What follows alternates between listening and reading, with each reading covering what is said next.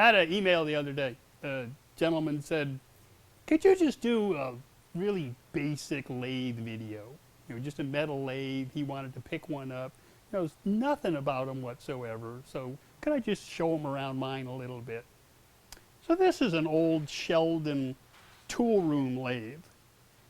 Probably from about the mid-40s, maybe a little bit earlier than that.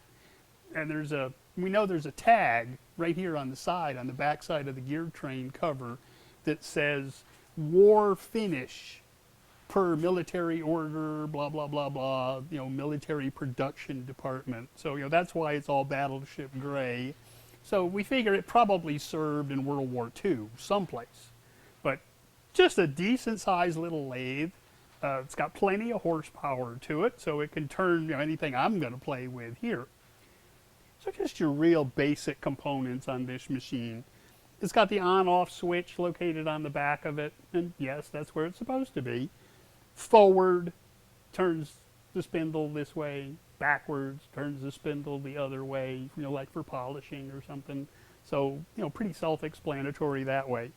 This is your chuck right here. It's for holding your material.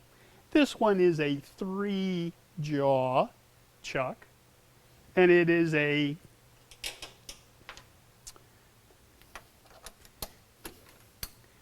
it's what they call an auto scroll, or an auto scroll, I think it is. So when you turn the key in any of the 3 adjusting holes, all 3 of the jaws move at the same time. There are others, like I've got a big 4-jaw chuck down here that's independent. So each one of them moves independently. So you can get, some oddball shape and chuck it up in there. You can put it in there, center it, because you can work the chuck any way you want to. This is the bed of the lathe, the rails. This is what the carriage moves on the rails back and forth on the bed. This is the apron that moves back and forth from the front of the machine to the back of the machine. It holds the tool holder, and this is what the tool holder looks like. You've got set screws here to hold this part. It holds the cutting edge, holds the cutting insert.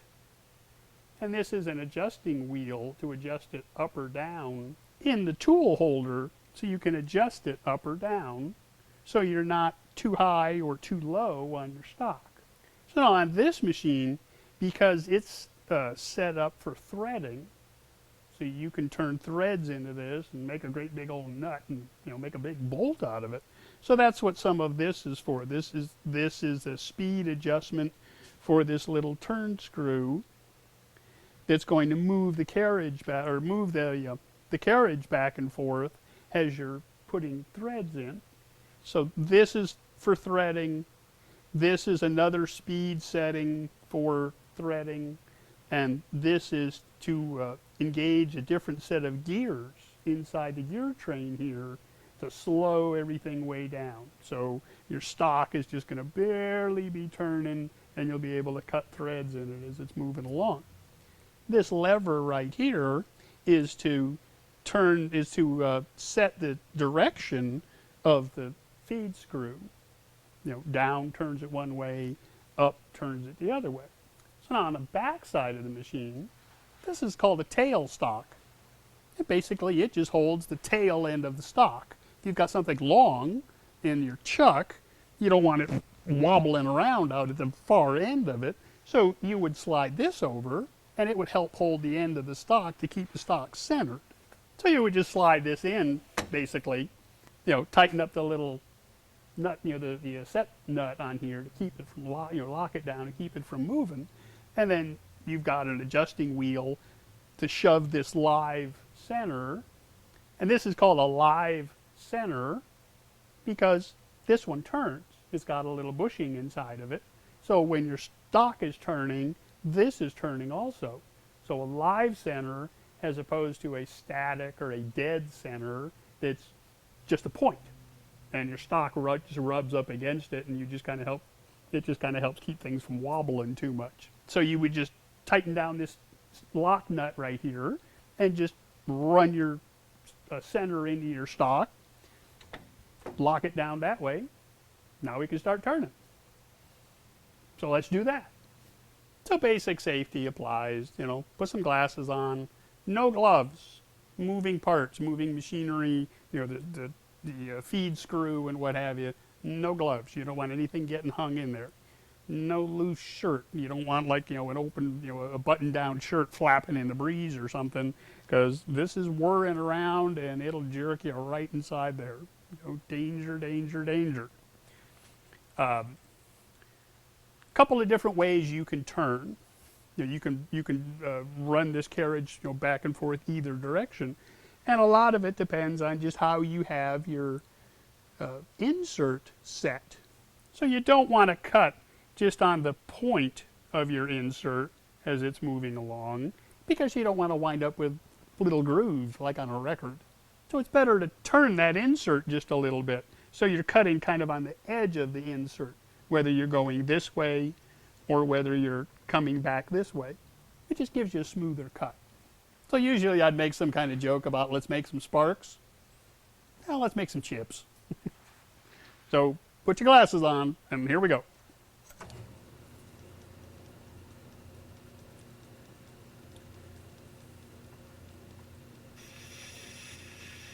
Now, you can feed this by hand, like I'm doing here.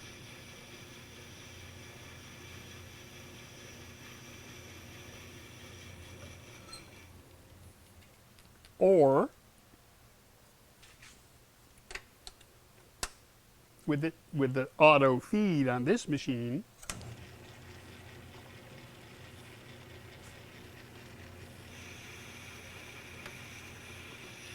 you just flip a lever down and now it'll feed all by itself.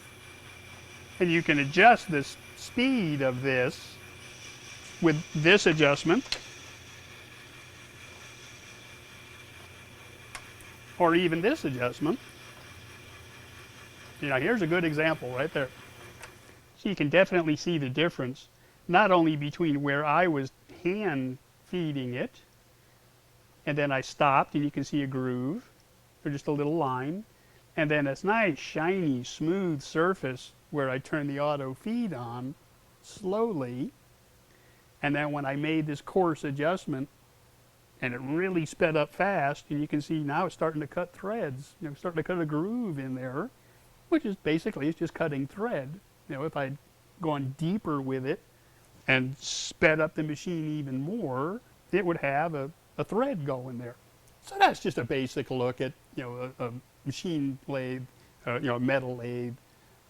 It all depends on which ones you find. You know, you can go looking for an old, you know, good old one somewhere.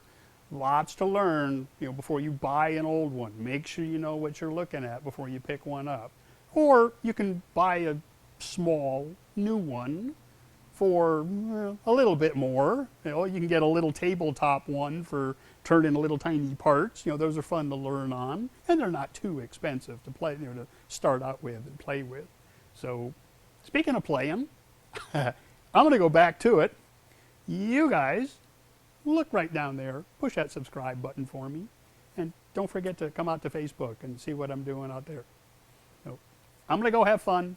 I'll see you guys next time.